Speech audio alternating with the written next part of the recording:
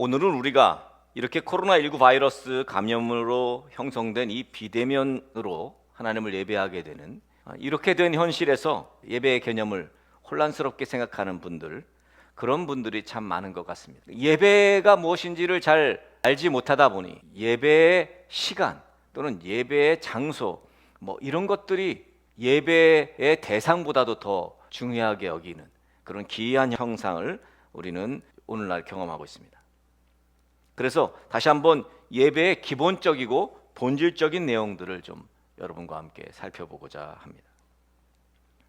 현재 한국교회 안에서 논란이 되고 있는 정말 말도 안 되는 상황부터 먼저 살펴봐야 될 것 같습니다. 몇 달 전에 정부가 코로나19 바이러스가 일부 교회 공동체를 통해서 급속도로 번지는 것을 우려해서 비대면 예배를 권고했습니다. 물론 그 권고 이전에 많은 교회들이 비대면 온라인 예배를 실행하고 있었습니다. 우리가 이미 잘 알고 있듯이 교회 공동체의 특성상 이 코로나19 바이러스의 감염에 제일 취약한 곳 중에 하나가 바로 교회 공동체입니다. 그런 상황 속에서도 모든 교회 공동체가 얼마나 이 방역 수칙을 잘 지켰는지, 사실 지금까지 아직 제가 사역하고 있는 이 안산 땅의 900여 교회 가운데 한 교회도 코로나19 바이러스 감염 사례를 듣지 못했습니다. 그만큼 교회들이 정말 방역 수칙을 잘 지키고 그리고 노력하고 수고하고 있다는 것이다. 분명히 정부와 그리고 지자체들은 이 부분을 간과해서는 안 될 것입니다. 기독교 공동체를 공격하는 일부 반기독교적인 견해를 가진 분들 역시 모든 교회를 싸잡아서 모든 교회들을 공격해서는 안 될 것입니다. 자, 여기서 중요한 것은 일반 사람들은 그럼 이렇게 얘기할 것입니다. 예배를 안 하면 되지 않겠느냐? 기독교인들이 예배를 드리지 않으면 될 거 아니냐? 그렇게 반문하죠. 그런데 가만히 보면 모든 사람들, 인간 모든 사람들은 누구나 어떤 것을 다 예배하고 있습니다. 특별히 우리 인간은 하나님을 예배하도록 창조되었습니다. 그리고 오늘 본문에서도 말씀하고 있듯이 하나님이 찾으시는 사람들은 예배하는 사람들입니다. 하나님께서는 예배하는 자들을 기뻐하시고 그 예배를 통해서 우리에게 복을 주신다는 것을 우리가 이미 알고 있기 때문에 우리가 예배하는 것입니다. 그 하나님을. 문제는 그 예배가 반기독교적인 성향을 가지고 있는 분들이 말하듯이 그 예배가 잘못된 것이 아니라 그 예배한다고 하는 그 사람들이 문제인 것이죠. 예배에 대해서, 하나님에 대해서 모르는 그 사람들로 인해서 오해가 생길 건 뿐입니다. 자, 볼까요? 그렇게 어느 정도 코로나가 잡혀가던 시기였는데 얼마 전에 특정 교회와 집단으로 인해서 또다시 코로나19 바이러스가 재확산되기 시작했습니다. 결국 정부는 비대면 예배를 명령하죠.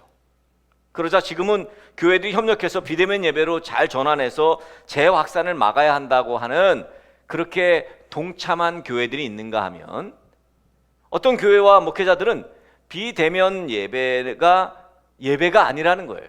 그것은 예배가 아니라는 거죠. 대면 예배만 예배라는 거예요. 그래서 그 대면 예배를 위해서 목숨을 걸겠다 이렇게 공언하는 사람들이 나오게 된 거죠. 그들이 정말 비대면 예배는 하나님이 받으시지 않으시고 대면하는 예배만 하나님이 받으신다고 생각한다면 그야말로 무지 중에 최고의 무지가 아닐까 그렇게 생각합니다. 하나님을 자기네 예배당에 가두고 자기네들의 시간에 가두는 어처구니 없는 신학의 부재요. 또 이것은 결국 불신앙이라는 것입니다. 그런데 여러분 가만히 보십시오. 바로 이것이 한국교회의 현 주소라는 것입니다. 교회 공동체의 리더인 목회자의 자격이라고 하면 무엇보다도 신학적인 사유, 이것이 건전해야 합니다. 그리고 신학적인 사유가 보편적이어야 합니다. 그런데 샤머니즘을 맹신하는 사람들을 목회자로 만들고 무인가, 비인가 이런 종교인 양성소를 너무도 많이 만들어 놓은 근본적 원인이 바로 이 한국교회에게 있다는 것입니다. 어찌됐건 그것을 용인했던 것, 그것이 용인되었던 것, 그것이 바로 부메랑으로 지금 도리어 한국교회에게 다가왔던 것이죠. 오늘 이 말씀을 통해서 예수 믿는 사람들의 기본 중에 기본인 이 바른 예배의 개념이 굳건히 세워지기를 간절히 소망합니다. 우리의 모든 궁금한 문제들이 해결되려면 먼저 예배가 무엇인가에 대한 확실한 개념이 잡혀야 될 것입니다. 여러분은 예배가 무엇이라고 생각하십니까? 우선 예배의 개념을 공간이나 어떤 시간의 개념으로 축소시켜서는 안 된다는 것입니다. 우리가 워낙 일요일에 아침에 일찍부터 예배당에 모여서 예배하고 또 교제하는 것이 늘 익숙하다 보니까 예배라고 하면 예배당에서 일요일에 오전 11시부터 12시까지 1시간 동안에 기도하고 찬양하고 말씀 듣고 교제하는 이런 것들이 예배라고 하는 것에 고정 개념으로 잡혀 있다는 거죠. 예배 맞습니다. 예배입니다. 그러나 더 정확히 말씀드리자면 그것은 예배의 한 형태이지 그것이 예배의 전부는 아니라는 것이죠. 무슨 말씀입니까? 하나님을 예배한다는 것, 그것은 그런 특정한 시간, 특정한 공간적 개념이 아니라는 것입니다. 요즘 코로나19 바이러스의 창궐로 인해서 예배당에 못 나갑니다. 그런데 무조건 예배당에 나가야 된다는 생각을 가지고 있는 사람들이 있습니다. 참 대단한 열심입니다. 그런데 가만히 보면 그렇게 자칭 목숨을 걸고 예배당에 나오는 것이 잘못된 예배의 개념 때문이라면 정말로 안타깝다는 것입니다. 어떤 예배 개념? 예배는 예배당에서만 할 수 있는 것이라는 그런 논리라면 여러분, 원래부터 예배당에 나올 수 없는 사람들은 어떻게 합니까? 예를 들면 몸이 아파서 누워있는 중증 환자들, 불의의 사고나 또는 질병으로 병원에 누워있는 사람들, 감옥에 갇힌 사람들, 또는 지금 망망대해에 고기잡이 간 원양어선을 탄 사람들, 또는 항공 운행하는 사람들, 이런 다양한 직업군의 사람들은 그러면 지금 여기 교회에 나와서 예배 드려야 되는데 그 사람들은 교회에 나오지 못하면 그 사람들은 그러면 잘못된 것입니까? 그 사람들이 있는 그 망망대해에서, 그 사람들이 있는 하늘에서, 그 사람들이 있는 그 병상에서 하나님을 찾고 하나님을 만나는 그 사람들은 그럼 잘못된 예배자인 것입니까? 물론 분명한 것은 예배당에 나와서 다 함께 예배하는 이 공동체적 예배가 정말로 좋습니다. 그리고 개인적으로는 그러한 공동체 예배가 조금 더 은혜 있는 것 같아요. 더 은혜로운 것 같습니다. 그러나 무조건 예배당에서 하는 예배만 예배다라는 것은 잘못된 예배 개념이라는 것이죠. 대표적으로 예배당에서의 예배를 그리워하면서 예배자의 삶을 살았던 사람의 모델로 우리는 구약의 다니엘을 꼽습니다. 가만히 보면 다니엘과 요즘 팬데믹의 우리들의 상황이 정말 많이 닮아 있습니다. 우리들도 예배 자리에 나와서 하나님을 예배하기를 간절히 원하는데 코로나 바이러스로 인해서 예배당에 나올 수 없습니다. 다니엘 역시 마찬가지죠. 예루살렘에서 하나님께 예배하고 싶지만 지금 바벨론의 포로로 잡혀왔기 때문에 예루살렘에서 예배할 수 없게 된 것입니다.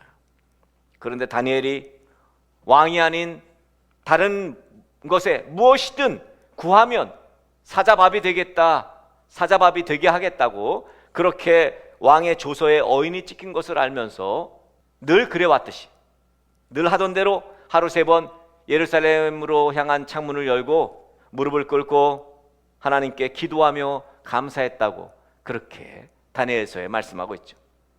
우린 이것을 다니엘이 하나님을 예배했다고 말합니다. 자, 그렇다면 이 예배는 예루살렘에 가지 못한 이 다니엘의 예배는 하나님이 받으시지 않은 예배인 것인가? 그렇지 않다는 거지요. 하나님을 우선순위로, 하나님을 최고의 가치로 여기는 모든 삶의 형태, 그렇습니다. 이것이 바로 하나님을 예배한 것입니다. 예배라는 것을 먼저 정의해 봅시다. 예배는 하나님에게 우선순위를 두고 인생을 사는 모든 삶, 그 삶을 예배하는 삶이라고 말합니다. 그 모든 것을 통틀어 예배라고 하는 거예요. 하나님에게 우선순위를 두고 하나님에게 최고의 가치를 두고 인생을 사는 모든 삶, 나의 최고의 가치를 하나님께 두고 사는 것, 이것이 바로 예배예요. 영어로는 worship이라고 하죠. worth 플러스 ship입니다. 몸에 가치를 두다, 하나님에게 최고의 가치를 두고 사는 것이 바로 하나님을 예배하는 것입니다. 내가 내 가정에서, 내 직장에서, 내 학교에서 하나님을 나의 최고의 가치로 여기고 말하고 행동하고 먹고 마시는 모든 것이 다 예배인 것이죠. 요즘 사람들은, 아니 여러분들은 무엇에 최고의 가치를 두고 사십니까? 여러분에게 우선순위는 무엇입니까? 아마 여러분들이 알고 있는 대부분의 사람들의 최고의 가치는 뭐니 해도 돈이겠죠. 아이나 어른이나 너나 할 것 없이 모두 돈이 인생의 목표이고 우선순위입니다.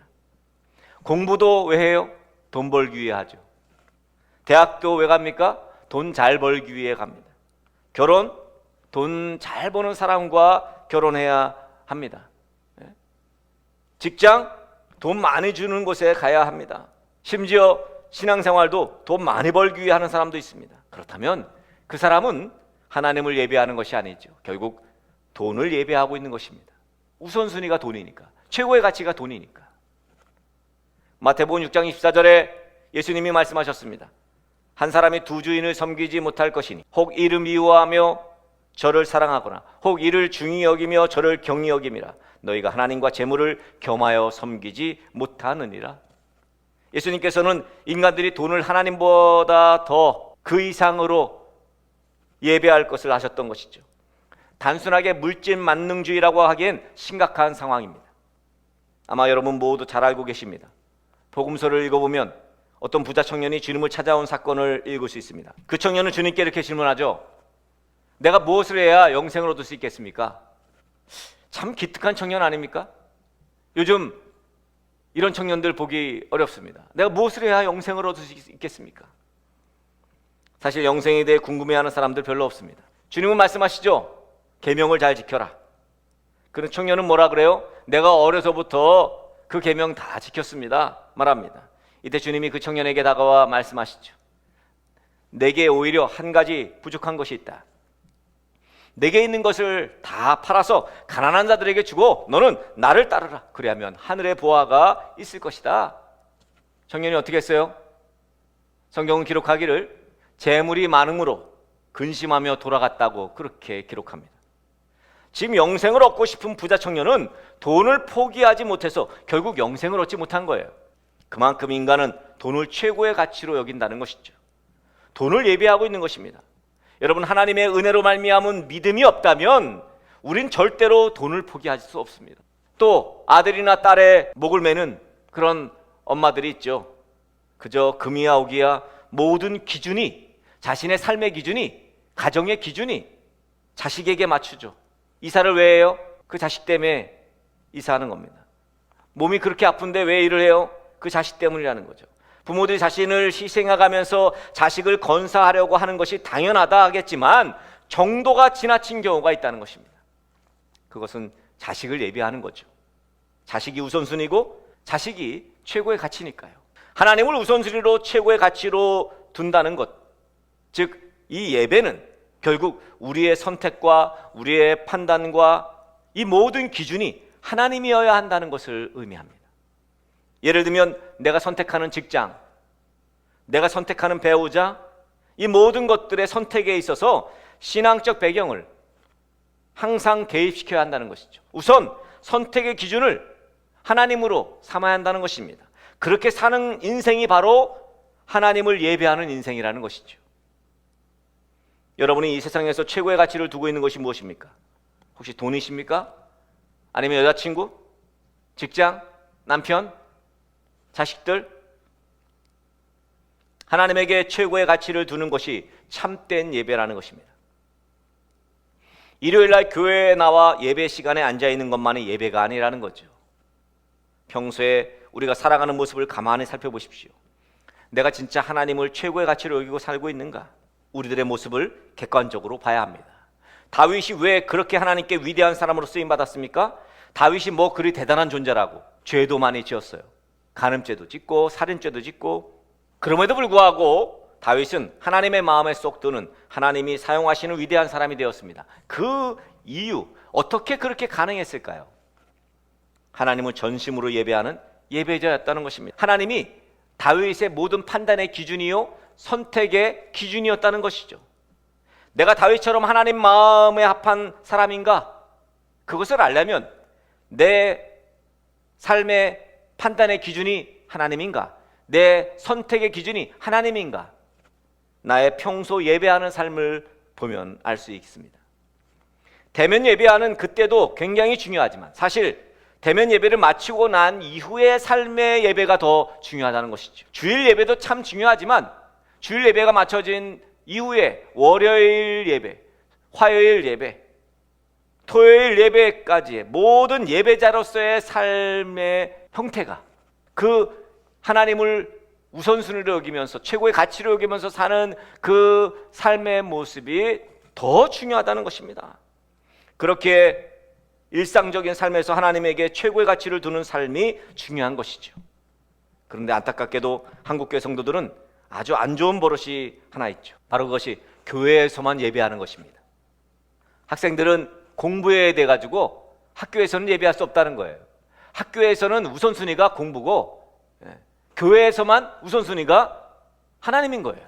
또 교회에서만 하나님이 우선순위고 집에 가면 자식이 우선순위인 엄마도 있습니다. 직장이 그렇게 바쁘답니다. 그래서 잠시 하나님을 떠나야겠다는 거죠. 직장에서는 하나님 잠깐 떠나겠습니다. 그리고 교회 와서는 하나님 여기 있습니다.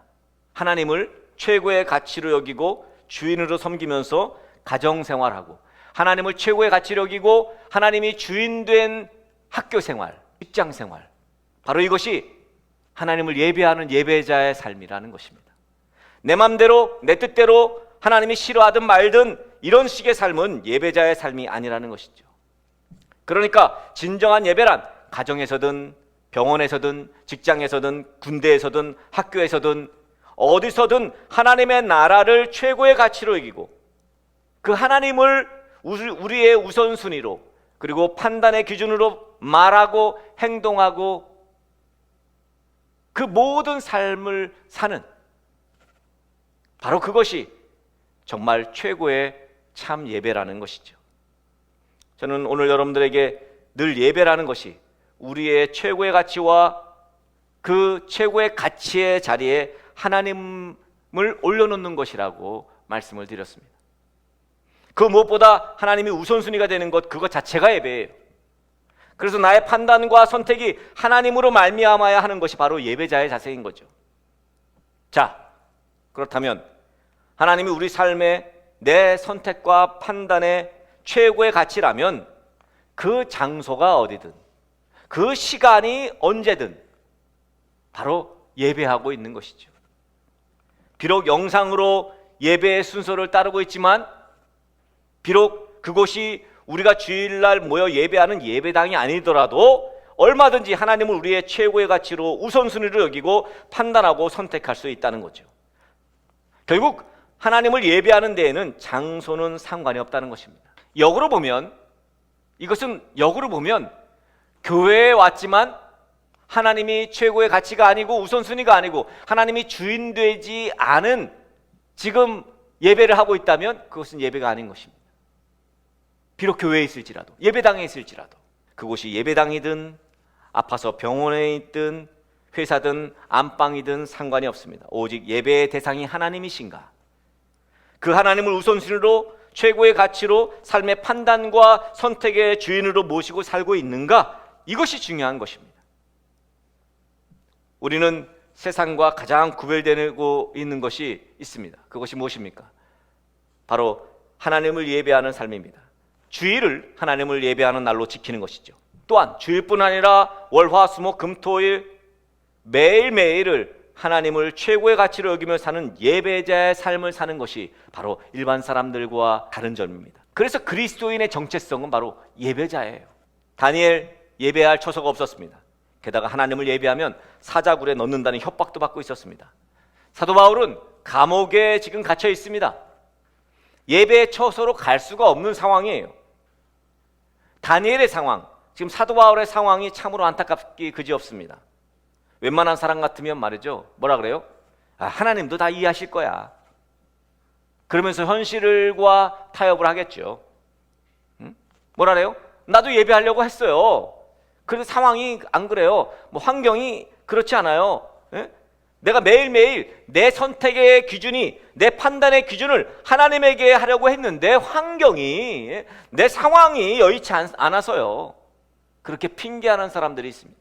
일주일에 한 번 교회에 나와서 혹은 요즘 온라인으로 예배하고 있는 상황 속에서도 과연 내가 하나님을 최고의 가치로 여기면서 하나님을 내 판단과 내 선택의 기준으로 삼고 있는지를 우리는 돌이켜봐야 합니다. 다니엘은 그의 판단이 혹은 선택이 불이익을 당하게 될지라도 하나님을 최고의 가치로 여기겠다는 결단을 한 것이죠. 사도 바울은 그 갇혀있는 감옥에서도 찬양을 부르면서 기도했습니다. 이것이 바로 예배죠. 우리에게도 오늘 이 결단이 있어야 합니다. 다니엘이 그 뜻을 정하는 것이 어떻게 가능했을까요? 사도 바울이 그렇게 갇혀 있으면서도 찬양과 기도가 어떻게 가능했을까요? 그것은 그들이 하나님을 최고의 가치로 여기며 사는 삶의 예배자였기 때문에 그것이 가능했겠죠.